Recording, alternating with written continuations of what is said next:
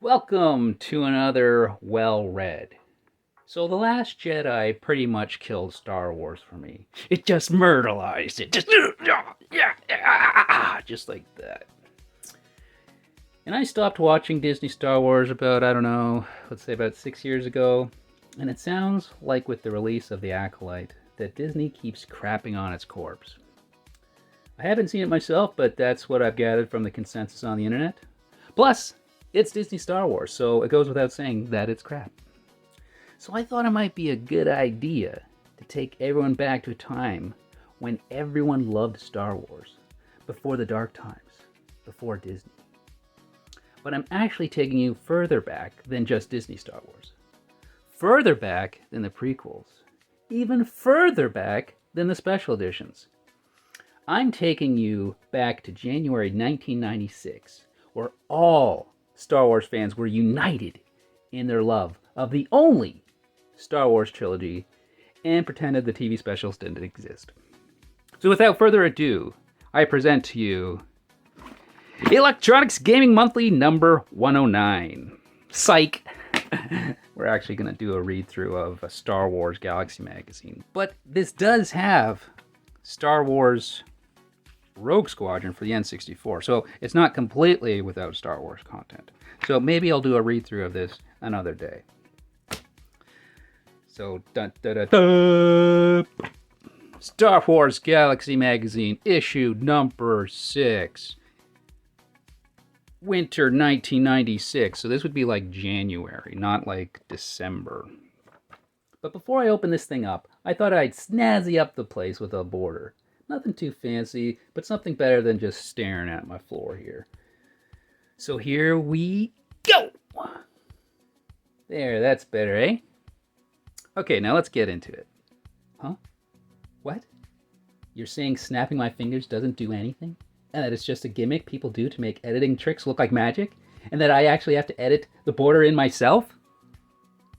Well, that sucks. You know, I was going to wear a Star Wars t-shirt to do this read-through, but I was just like, wait, they can't see what I'm wearing anyway, so I'm just wearing a My Hero Academia t-shirt instead. All right, without further ado, Star Wars Galaxy Magazine, issue number 6.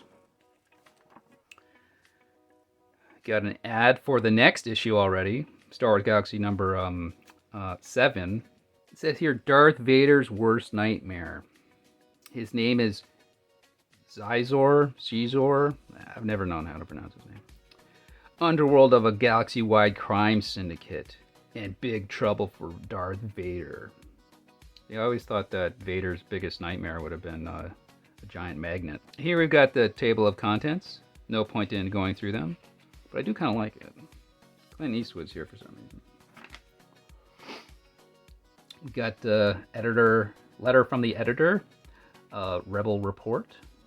It says here though, like, this is like pretty sure an official Lucasfilm magazine.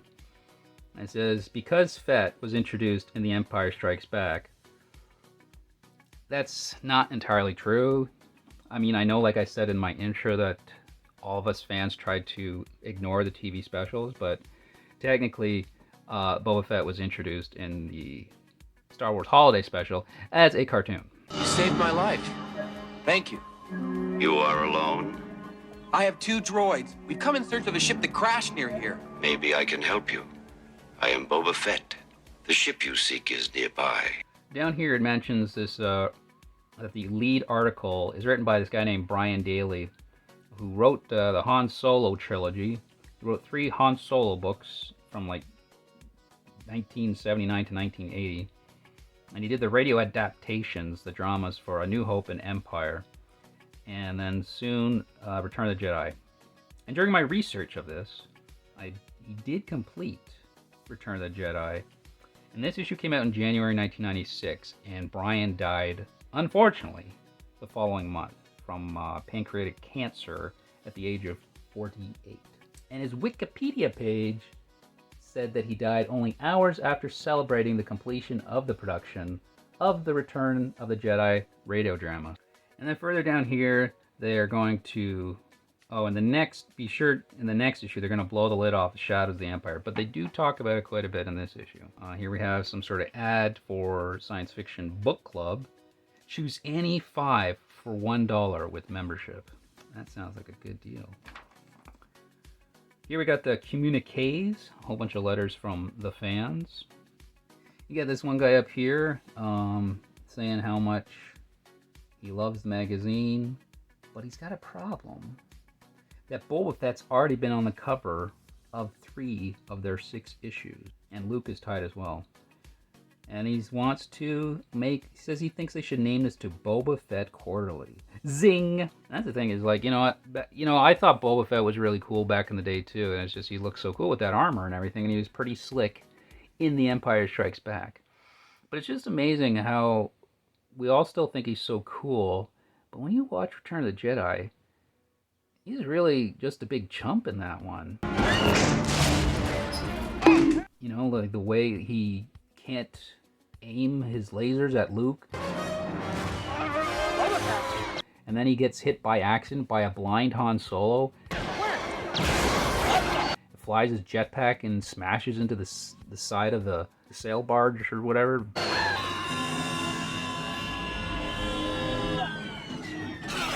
And then, like a chump, gets eaten, or at least falls into the Sarlacc pit. And it's like, maybe he's not so cool. And then you got this guy who just wrote a whole poem called A Tribute to Boba Fett. More people drinking the Boba Fett juice. This guy tried to write to Mark Hamill using the address that they gave in issue number 5. But then the letter came back to him saying, or him or her, Sarah, saying that the address did not exist. She double-checked to make sure she got it right. They double-checked to make sure they got it right. So I guess we can only assume that creepy Mark Hamill lied when he gave them their address. What a liar. And then these two people want more focus on the dark side. These guys are loyal. Well, he's a loyal Imperial. This guy's talking about Grand Admiral Thrawn and such. And they're like talking about issue number 8's all about the Empire and the Imperials. And that's like the only other issue. Not like the only other issue. It is the only other issue that I have of this magazine. This guy's writing about how he's excited for the radio dramas for Return of the Jedi or whatever. And they're just telling him, yep, Brian Daley has completed the script, and he's got his cast of actors, including Anthony Daniels, and they'll be doing the recording in Los Angeles.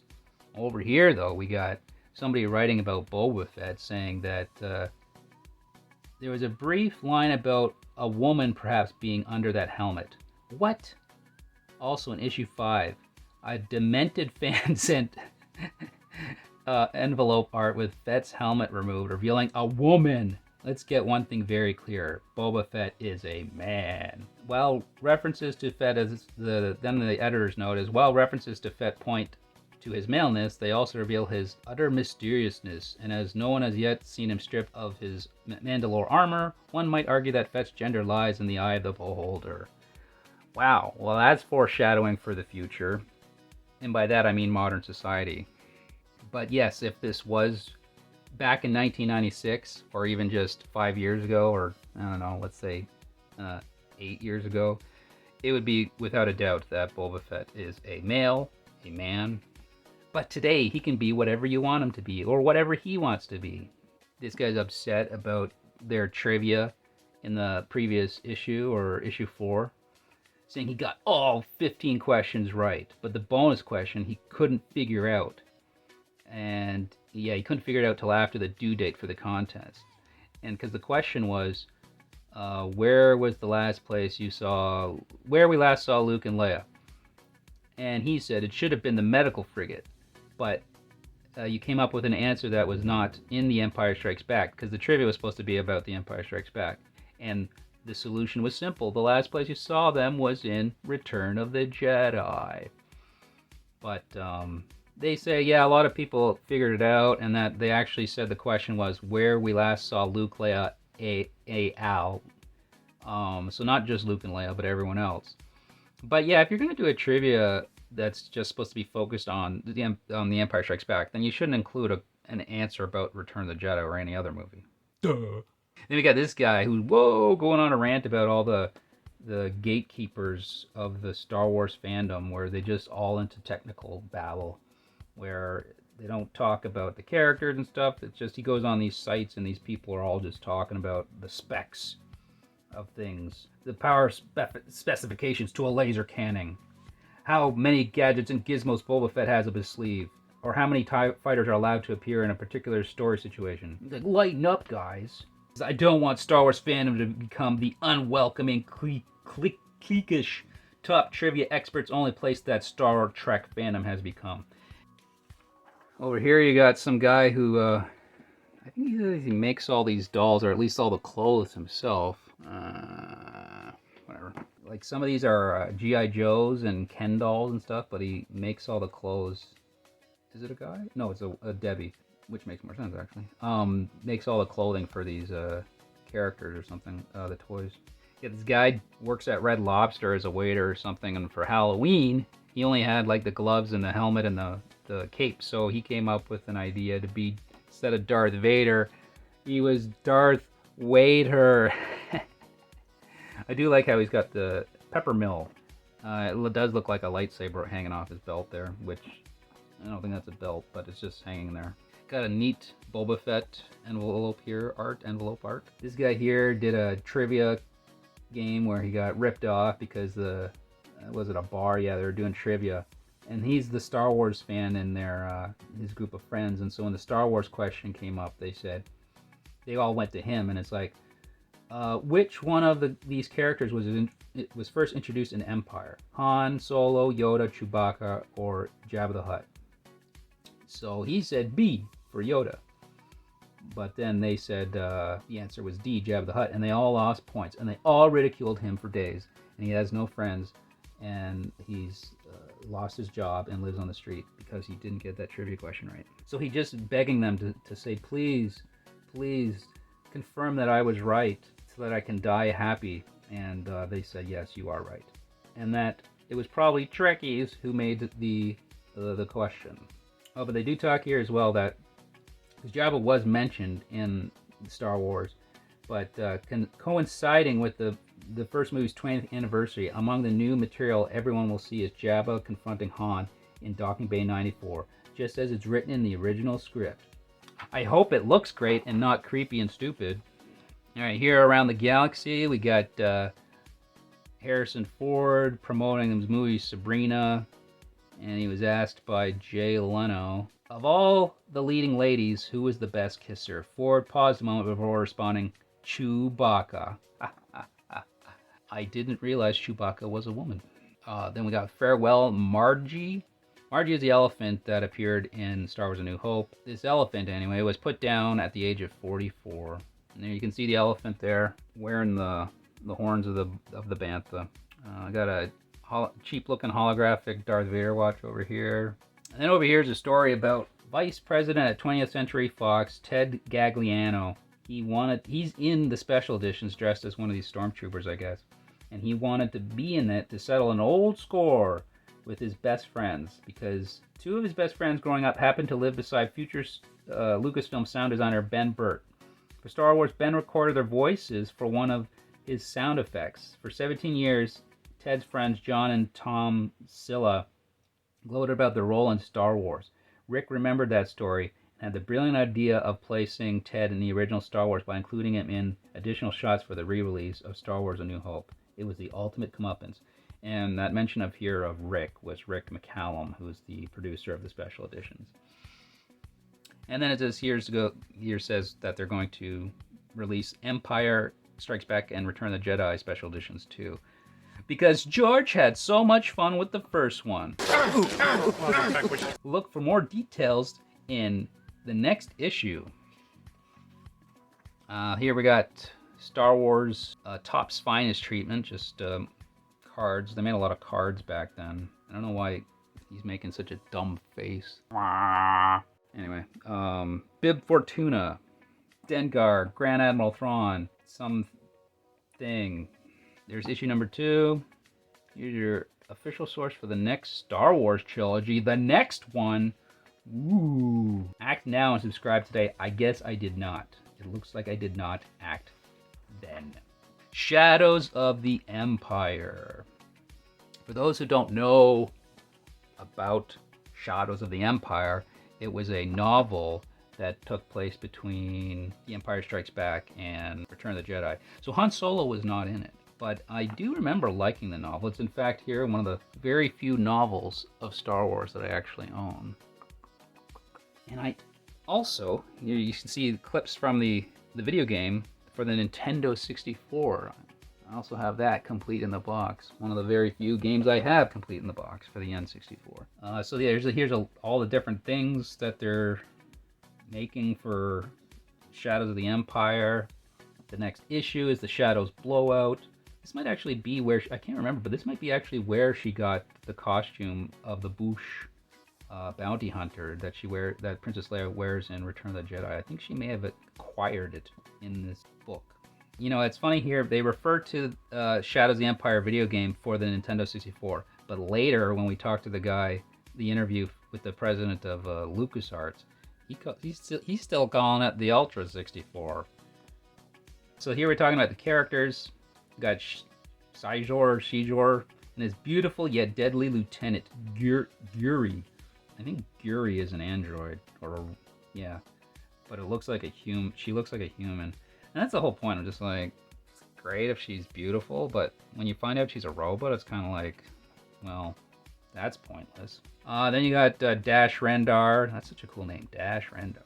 Which is amazing. Like, he's the lead character, I think. No, he's the lead character in the video game, but I think he's just another one of the group of characters in Shadows.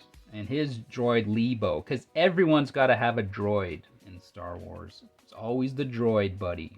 And it does have Luke, Leia, Chewbacca, Lando, R2-D2, C-3PO, and Boba Fett. Because, yeah, you do fight the Fett in the game. Screaming for more. So here we have what are they called?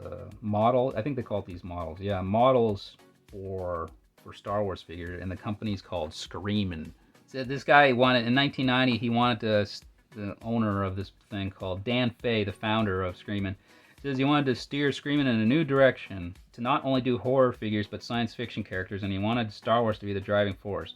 But many people told us that Star Wars was old news. Naturally, we're concerned, but anyway, yeah, it turns out they were wrong. Well, at least for a while. I mean, it only took about 20 years for it to become unpopular after this. It says here, Screaming's main audience is 15 to 35-year-old males, which certainly fits the profile of Star Wars fans.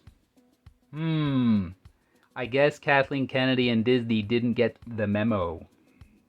And I got over here, Faye chose sculptor Joe Lodaddy, a freelancer, and self-proclaimed Yoda-phile. Yeesh. I guess she'd be arrested. It says here that Screaming sculptors typically are allowed 4 to 6 weeks to complete a project, and Lodaddy finished Yoda in just 10 days. That guy, he's sick. And here we got the operator's manual with the Star Wars, the Essential Guide to Vehicles and Vessels. Text by Bill Smith. I feel that his name comes up multiple times in this issue, so just keep that in mind, and I'll see if I can remember. But this is the thing, is like what the guy was talking about. He's like, oh, don't be all into text and specs. And then they release a whole guide to this text and specs of this stuff. Like here, again, Dash Rendar ship, the Outrider. And it's got all this text and specs and stuff. And the Moncal cruiser.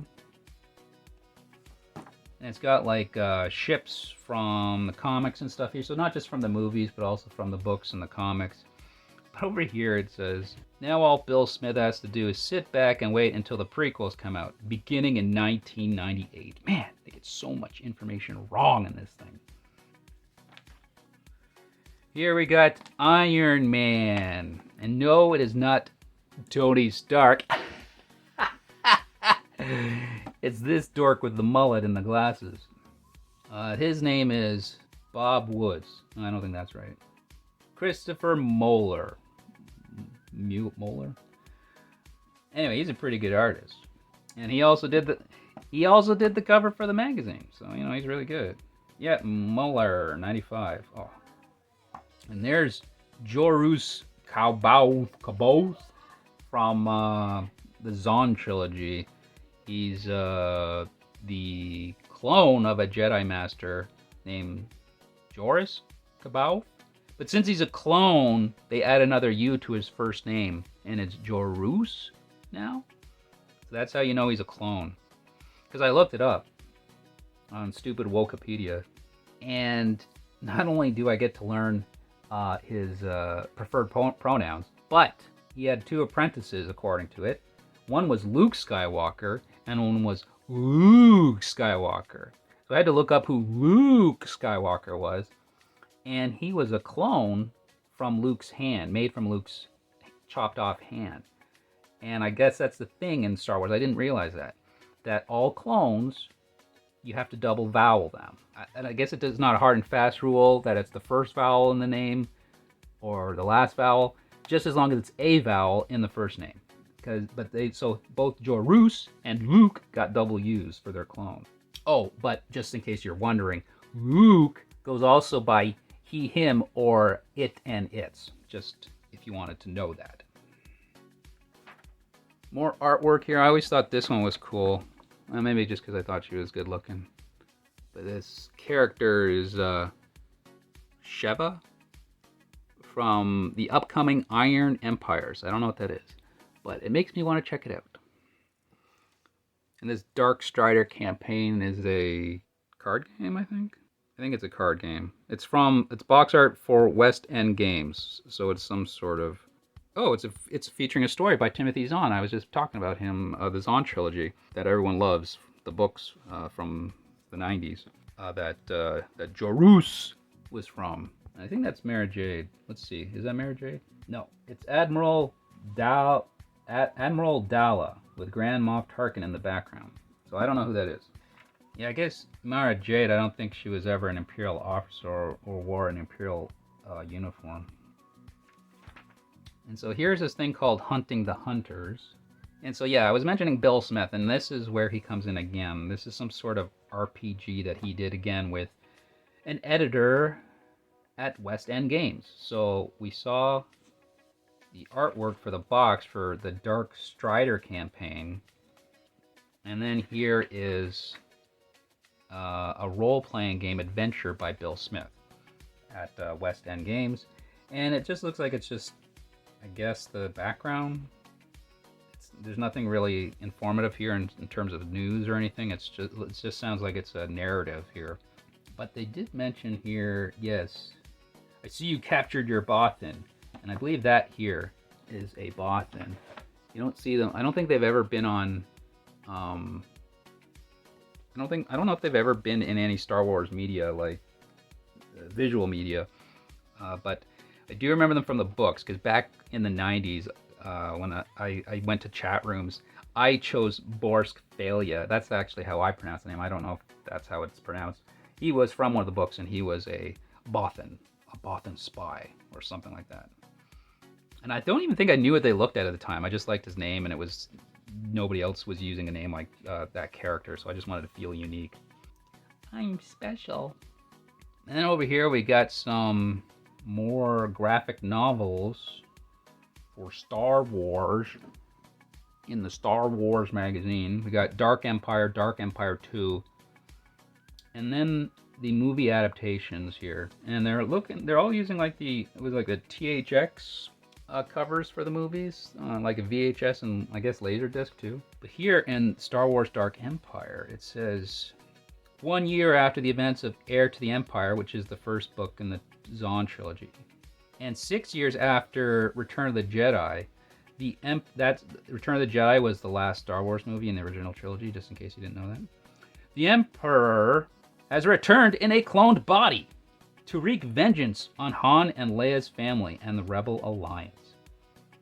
So they ripped off J.J. Abrams' ingenious idea of bringing back the Emperor and having clones of him or something like that. I didn't see Rise of Skywalker, so I don't really know exactly what happened. I just know Palpatine came back. Voices from the grave or something like that. And that maybe the Palpatine that we saw in the real Skywalker saga was a clone of him, and that this old decrepit body zombie guy, is the real Palpatine, and the one that we saw in all the movies was just a clone. You know, a lot of these people coming in to retcon Star Wars to fit their vision. And then here we got a little article for, this is the one they were talking about, the Predators. The main article, again by Brian Daley, the guy who did the Han Solo trilogy of novels and the radio dramas of the movies. It wasn't until the Rogues Gallery lineup on the bridge of Vader's Star Destroyer, the Executor, in The Empire Strikes Back, that we see bounty hunters, blah, blah, blah. Back in the day when I was younger, I thought that I thought his ship was called the Executioner. And I thought it made kind of sense because, you know, evil, dark, terrifying empire, you know, why wouldn't his Darth Vader's capital ship be something like the Executioner?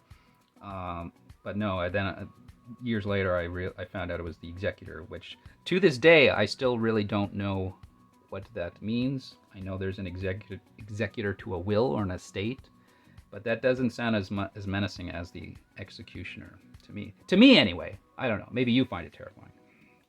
Over here, they talk about remotes. You know, these things here.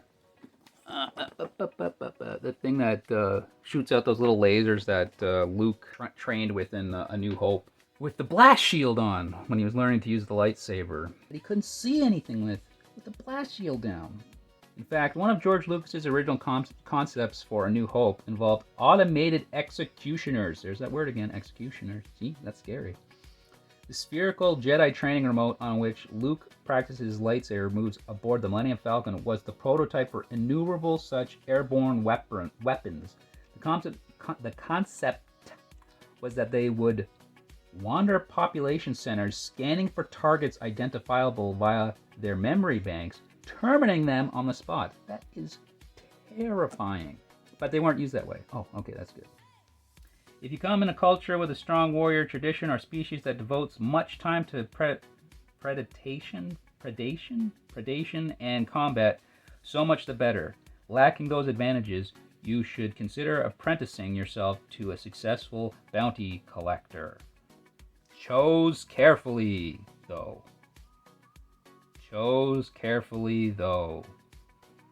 Might want to do a grammar check on this one here. Here's a little poster thingy we'll get into in a second here. Here's a scene from Dark Forces. It was a cool game back in the day. You got Trandoshans,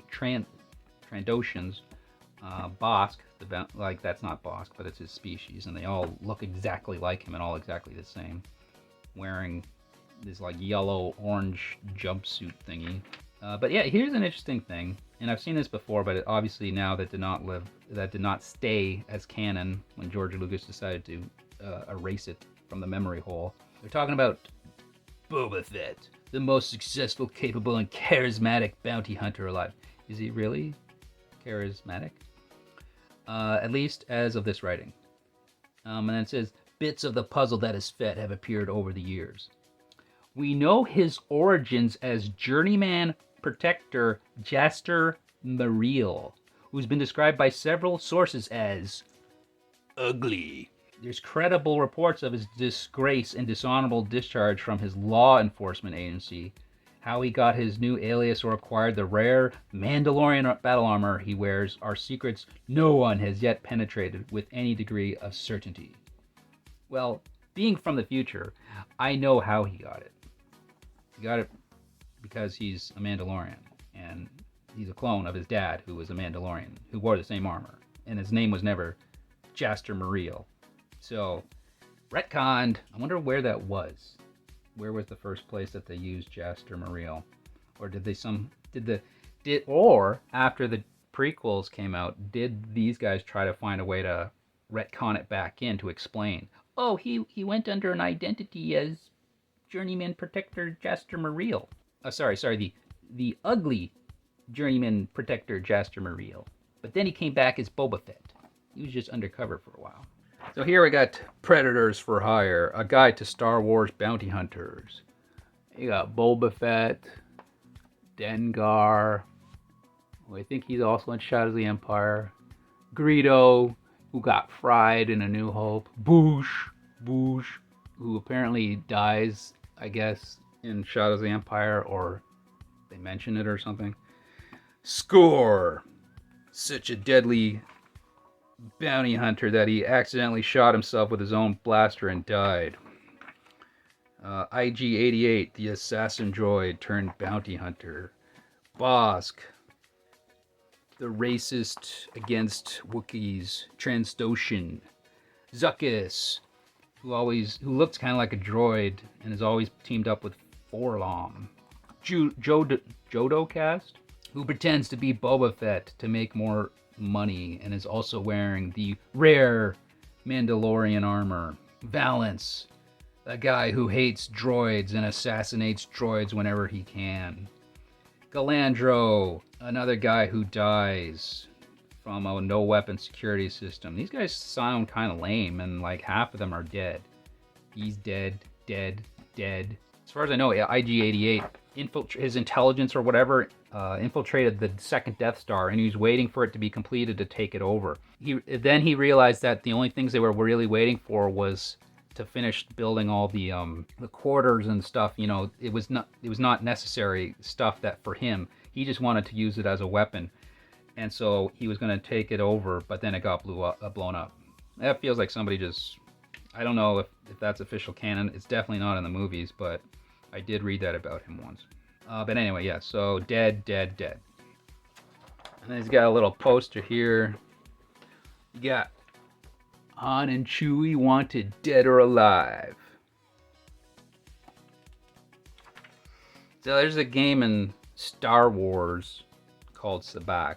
I believe that might have been what the game Lando lost to Han, where he won the Millennium Falcon. It might have been Sabacc.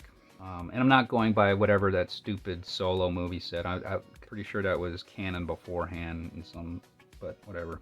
But this ain't Sabacc. So this is the customizable card game. I remember having a box of this stuff. I don't think I ever actually played it though.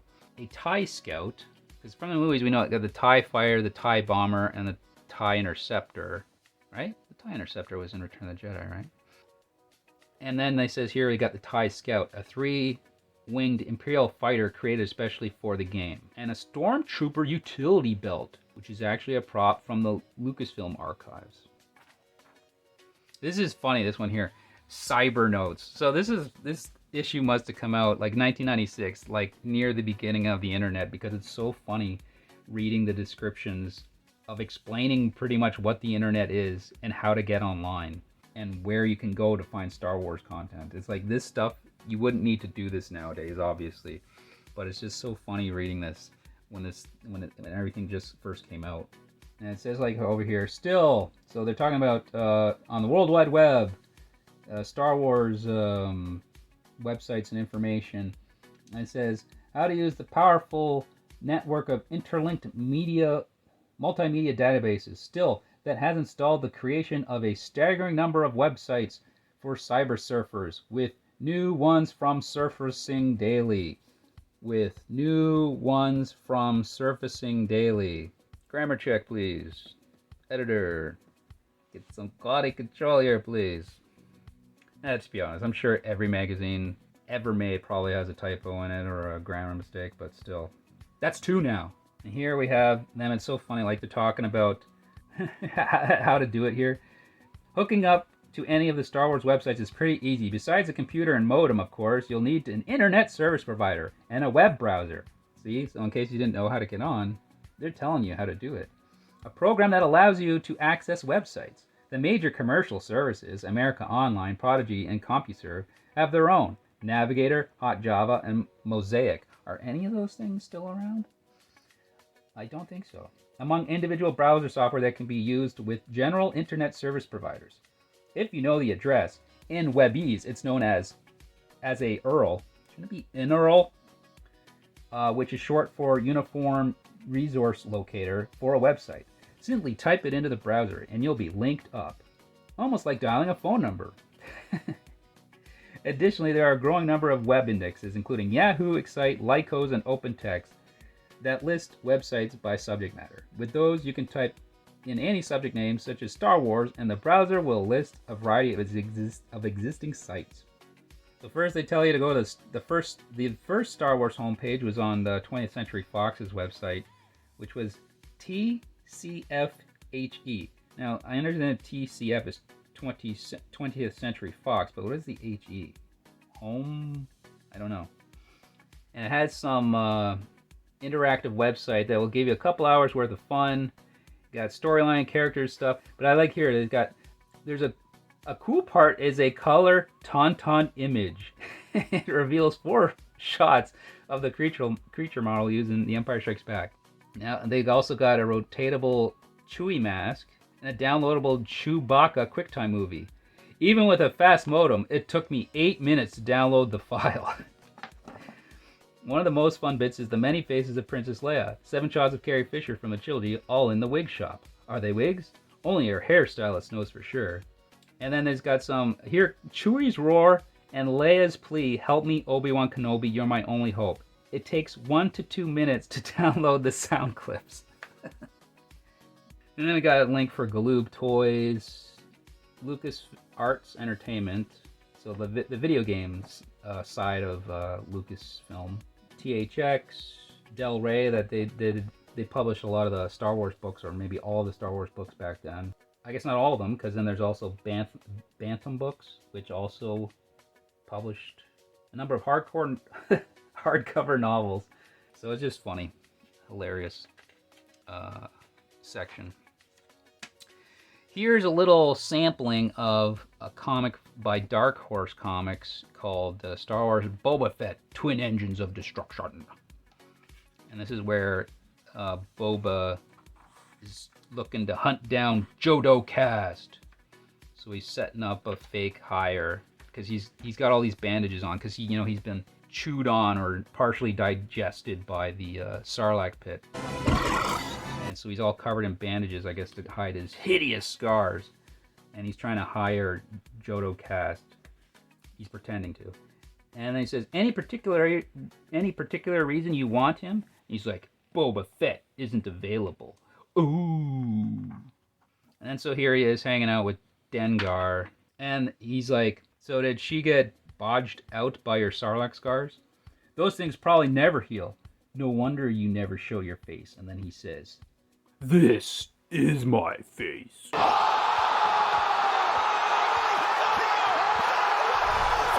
Obviously, if you look at Star Wars, Disney Star Wars anyway, the scars did not last. And he shows his face all the time.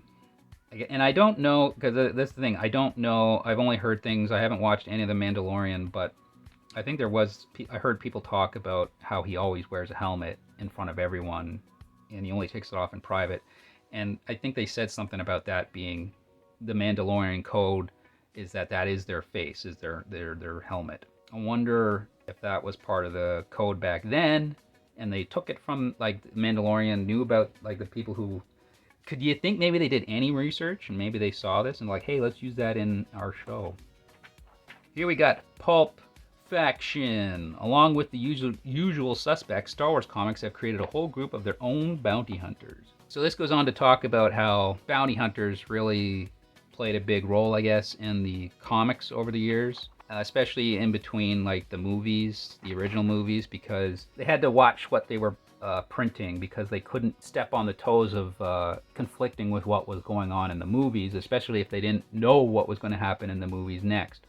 So they really couldn't have the main characters of, like, Vader and stuff running into Luke and the gang, so they just would create new bounty hunters. There was actually a comic strip that was in the newspapers. I didn't know that. In case you didn't know, Star Wars was pretty popular back in the day, not like now.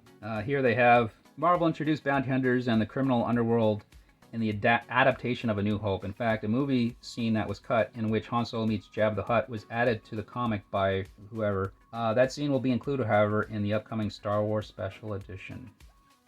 I guess that's actually this over here. So that is what Jabba looked like before they saw him in Return of the Jedi. It says he first appears in Marvel's Star Wars #2. And he's a green yellowish, but in reprint series greenish, dog-faced, tough-talking guy. It says here, I can tell you that continuity buffs that if it is the same Jabba, he developed a hell of a eating disorder. Actually, no, this is similar, but the funny thing is that if you ever read the adaptation of Dark Horse's The Star Wars comic series, they adapted George Lucas's original movie script for Star Wars: A New Hope, and there's a and this design of Jabba is strikingly similar, or close enough at least, to what Han Solo originally looked like. He looked like a giant green alien with kind of a weird face, and it's just kind of funny that neither Jabba or Han ended up looking like that in the end. And I've always thought this was weird here. I don't know if you see this green rabbity guy here. Like who is that? That Bucky O'Hare? Bucky! Captain Bucky O'Hare! Mutants and aliens and toads beware! Jazz Jackrabbit?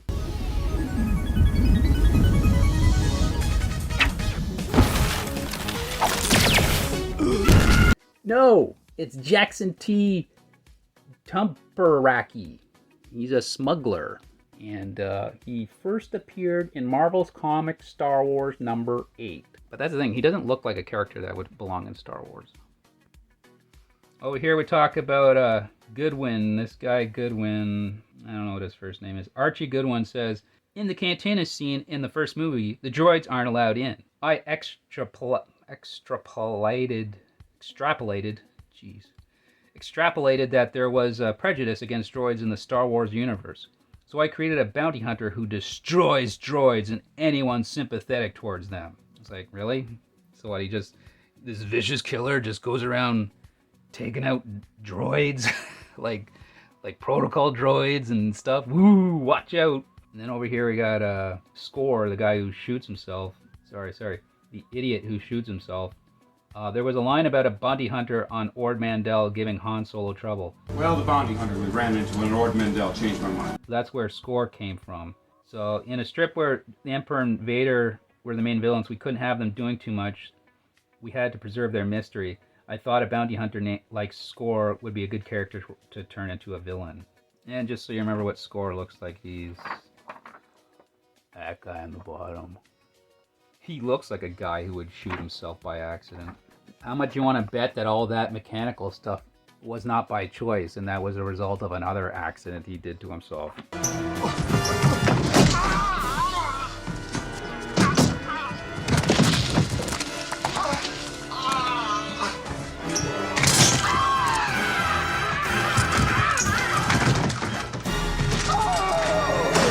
And then here, meanwhile, back at the monthly Marvel comic, appearances of both Han Solo, by then encased in carbonite, and an increasingly important Jabba, were avoided while details on Return of the Jedi were being ironed out.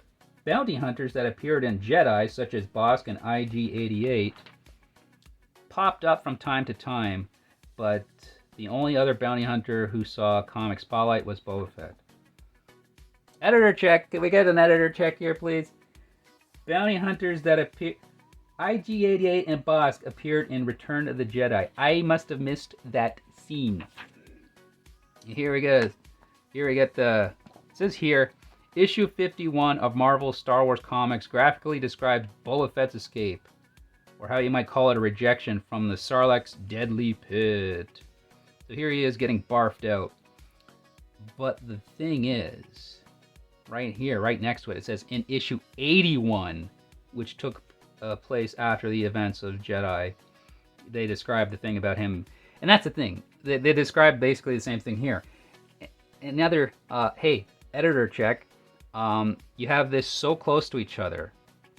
Issue 51, issue 81. And so I double checked, and it was issue 81 that this scene happened from, not issue 51. Ugh.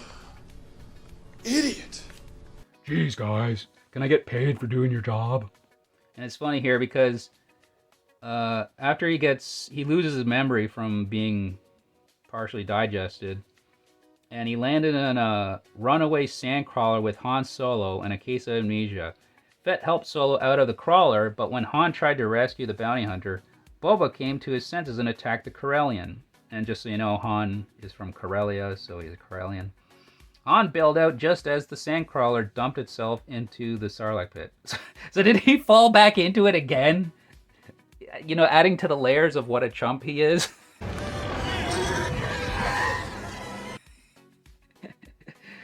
Oh, jeez. So did he just get spit out again? Dark Horse editor Jamie Rich, you know, he's reading these scripts about Boba Fett or whatever. And he's like, what makes Fett so... No, sorry, this is the writer of this article saying, what makes Fett so attractive to fans, Rich contends, is his air of mystery. Okay, so that was what Rich was saying. Now it's actual quotes. You don't see under the helmet. You know nothing of his personal life, he says. He stands out and is mysterious. There's an aura of danger around him.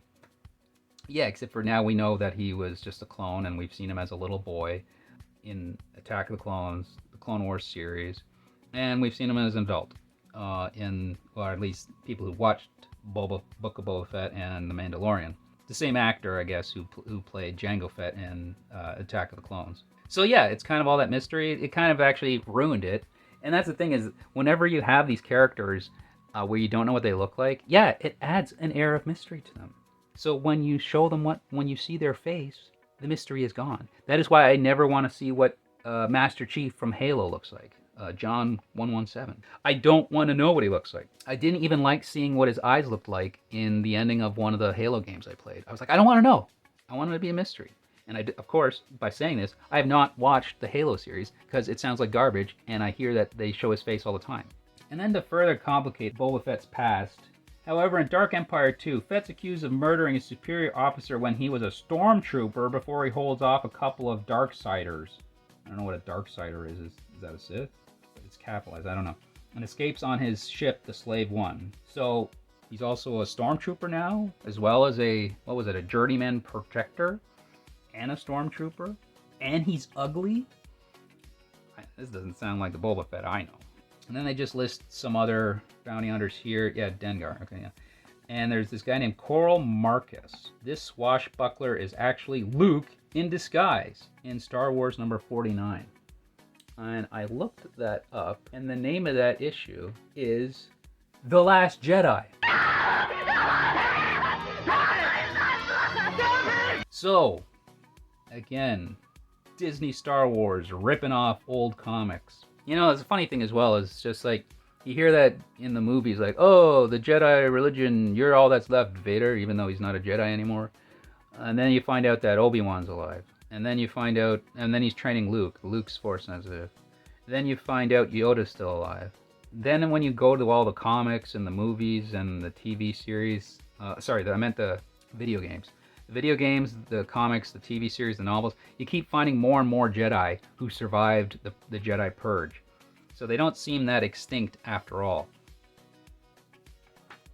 Model Universe. How an ingenious team of model makers made the Star Wars spaceships fly. And that's the thing you've heard. They mention it in here. It's a term I've heard before. But they refer to it as, they wanted a look of a used universe, which I always appreciated because it made it look more real. Like, this looks way more real and cool than stuff you would see in like older science fiction, especially, or even just stuff that came after, like Star Trek, where everything looked pristine and perfect and completely clean. Like, there was just, everything looked brand new. You know, they didn't really have a lot of stuff that looked like it's been in the ringer. I think I already mentioned it, but yeah, the term they used that George Lucas just wanted was a used universe. The thing is, it's funny because they look so great and everything, but they also, when they were making these models, used what they called found objects. So this might forever change your perception of a Star Destroyer. So you may not want to hear this. So plug your ears for about 10 seconds if you don't want your image changed of a Star Destroyer when you're looking at its engines. What they used was, for found objects, were things like egg-shaped plastic containers for women's stockings used to create the 3 thrusters here on the Star Destroyer. I don't know what these egg-shaped plastic containers are for women's stockings, but it does kind of emasculate it now a little bit, but I think I can get past it. And here the Jawa Sandcrawler was fully motorized and stuff, but it was made of plywood and covered with plastic and detailing. It says here that George Lucas also, he didn't like the original design of the Millennium Falcon. The importance of Solo's ship to both the principal photography and the effects caused one of the most inevitable movie production panic periods when Lucas, busy directing Star Wars filming in England, decided he didn't like the design of the Millennium Falcon. And so they had to come up with a new design for it. I guess the original Falcon prototype ultimately came the Blockade Runner, you know, from the opening scene of the first movie. That was what the original Millennium Falcon was supposed to look like, and I'm glad they didn't use it because it does not have the personality. It also says here, I think that, where was it? Something, yeah, here. The final design of the Falcon was inspired by a hamburger Lucas had for lunch, elaborated with what Peterson recalls as guts on the outside, detailing that included off-the-shelf Formula One race car model engine parts. Yeah, I had heard, I guess in another story, I'd heard that I guess like he had a hamburger, and then I think there was like an olive that he had beside the hamburger. I'm assuming the hamburger must have had a bite in it, and he saw the olive on the side, which I guess is where the cockpit come from. Before we go back to more Falcon stuff, I just want to point one of this out here. This is the prototype of a model Star Destroyer by Colin Cantwell. And yeah, see, I don't like this one. It looks like two different ship designs. You know, you got the top that looks more like used universe stuff, but then the bottom looks more like Star Trek stuff. It's too sleek, and it's just a weird mixture. So I'm glad they didn't go with that one. So they also had not only the model ships for the Falcon, but they also had to build full scale ones for the actors on set. And it says here the full Falcon in the first film was only really half the ship. The Empire was complete. It was a multi-ton craft, 60 feet long and 16 feet high. So that's pretty cool. But also going back to, you know, before the internet and stuff, it's just I wonder how, like, if they didn't like the designs and they're in the United States and Lucas is in London or England, and like if he needs to approve stuff, like how did they do that? Like how long did they have to wait? You know, did somebody fly over with new designs, or did they like mail them to him and he had to mail them, or maybe just call them back and say, yeah, I like these ones, because you couldn't email them or fax them. I don't know when the fax machine was invented, but yeah, I just imagine the holdup waiting for Lucas to get the new designs and then give the feedback on them. And on set, you know, they used so many lights on the ships and stuff like that. I guess that they needed to cool off the lights, because sometimes these models would catch on fire or melt. It says here, oh yeah, the executor, not the executioner, had a cooler internal neon lighting system that shone through some 250,000 pinprick holes made in brass plates. That's a lot of holes. Industrial Light and Magic model department grew their output for each film. They had 50 in Star Wars, 100 in Empire, and 150 in Jedi. And the one thing I thought was funny here, I mean, maybe it's different now because this was back in 1996. It says here that it's really difficult to make a computer-generated image look real. Yeah, I can imagine back then. It's faster and a lot more realistic looking to build a physical model. Light it so you have the natural play of the light, photograph and scan it, and make that part of your computer image. For some reason, building a real prototype can take less time than building something in a computer. So I don't think building models is going to go away for quite a while. Yeah, I guess it did go away pretty soon after that, but yeah, I can imagine in the advancements in technology, I would assume, especially with all the stuff that's already maybe like pre-built programs, that it's much easier to come up with designs now faster on a computer than it is to build it, but I don't know. So meet the boss. Jack Sorensen, president of Lucasfilm Entertainment Company, has held the title less than a year, but he's already an important member of the Lucasfilm family. And apparently this guy was a musician beforehand. I think it says somewhere for 3 years. I think this is interesting here. It's just like about George Lucas being a visionary, you know, like he's not the greatest dialogue writer or script writer or even director, but he's a visionary. He's got vision, and he could see the importance of video games. He was the chairman of the board, George, and he determined what kind of games that they develop in the long term. He wasn't involved in the day-to-day creation of titles. He's just very much an inspiration to the talent at LucasArts. He set new standards for storytelling and pushing technology. Yes, he's an innovator, you know, he's good at pushing technology. And again, I think he came up with a lot of good stories. He just wasn't the best at telling them when it came to like dialogue and stuff. And so here we got a screenshot of X-Wing, the Dig, Indiana Jones and the Fate of Atlantis. And then down here is Rebel Assault 2. I remember playing that as a kid. There's a shot. It's a live action actor there. Yeah, I remember thinking it looked so cool because it looked so real. I was like, wow, this is amazing. And that's the thing. It was all like a combination of film and video gaming. And so that's the thing, is they wanted to make sure with Rebel Assault 2, where we did live action video shooting, George Lucas made sure that certain people from the film world were involved to maintain quality. Where'd they come from? They also mentioned something here about making sure they want to do a 1-for-1 when it comes to, for a game for a licensed product, and then an original story. But finally, we're committed to developing an original title for every licensed one. And they have produced the classic comedy adventures like Full Throttle, Day of the Tentacle, and Sam and Max Hit the Road. I wish they had a screenshot of Sam and Max, but maybe I'll put one up. Because I didn't play the game, but I loved the cartoon. The image of myself the size of a tacky airport theme restaurant has driven me power mad! Power mad, I tell ya! The only thing I don't understand, which also makes it more funny, is that Sam wears like a hat, suit, and tie, and Max wears nothing. He's also, I like how they refer to him as a rabbity thing.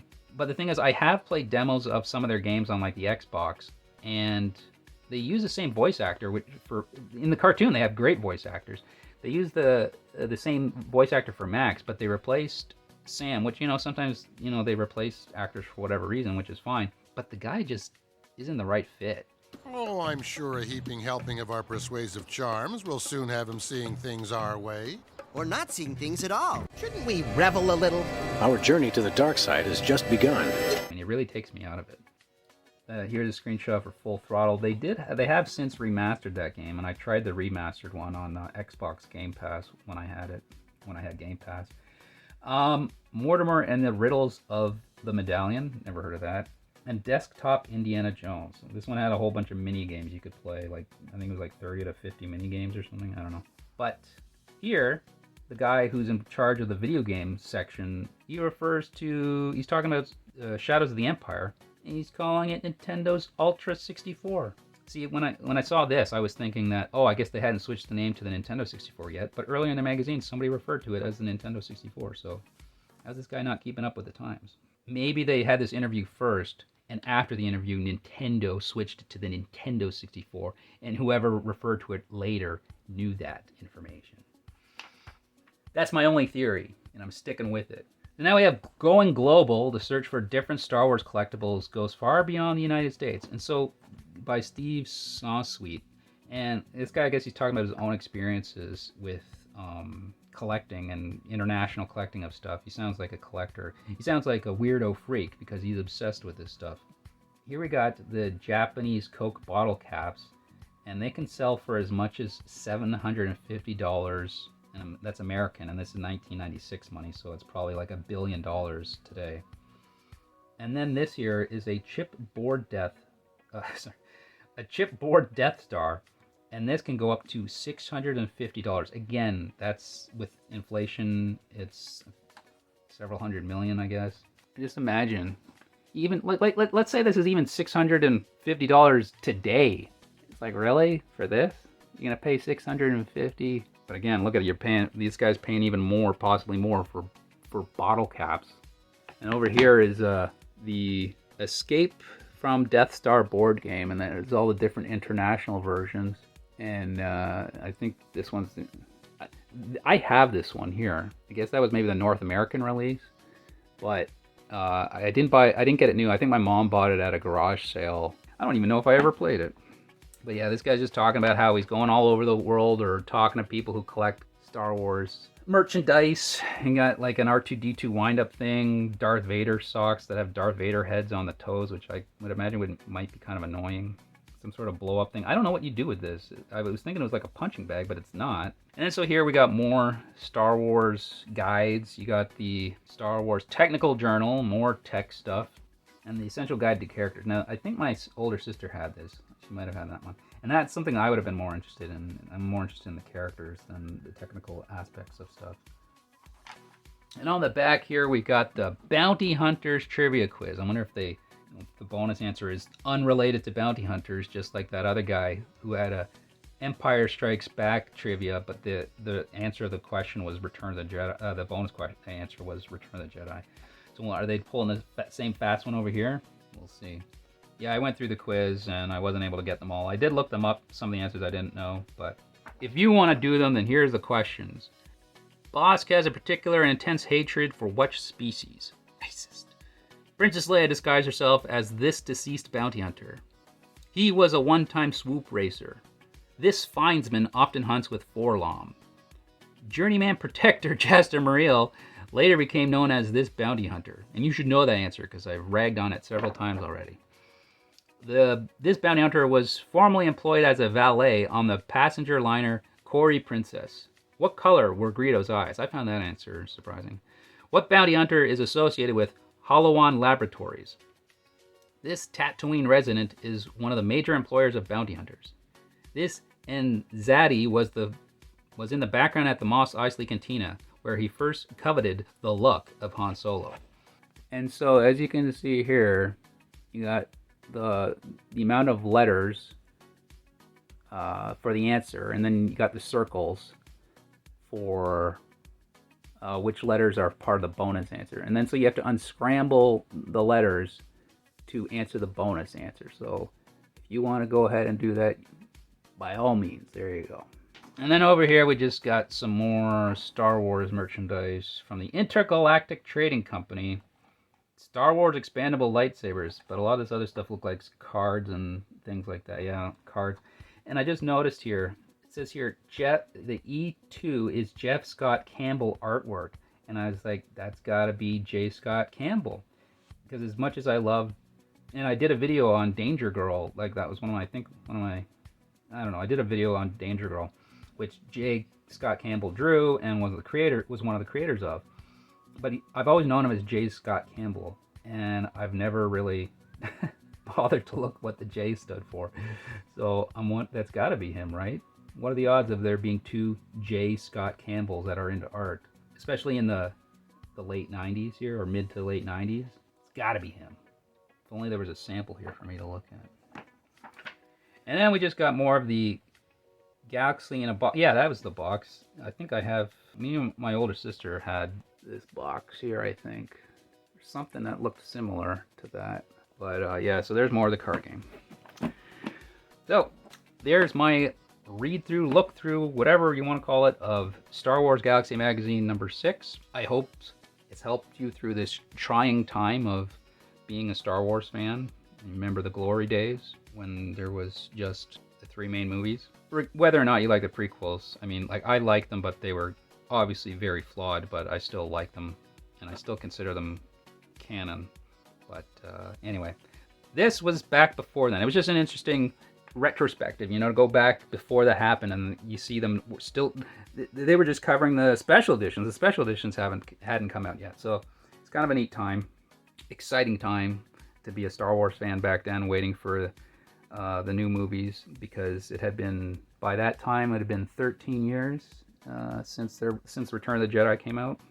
13 years without a new Star Wars movie. So, and then you'd still have to wait 3 more to get at the Phantom Menace. Anyway, thanks for watching.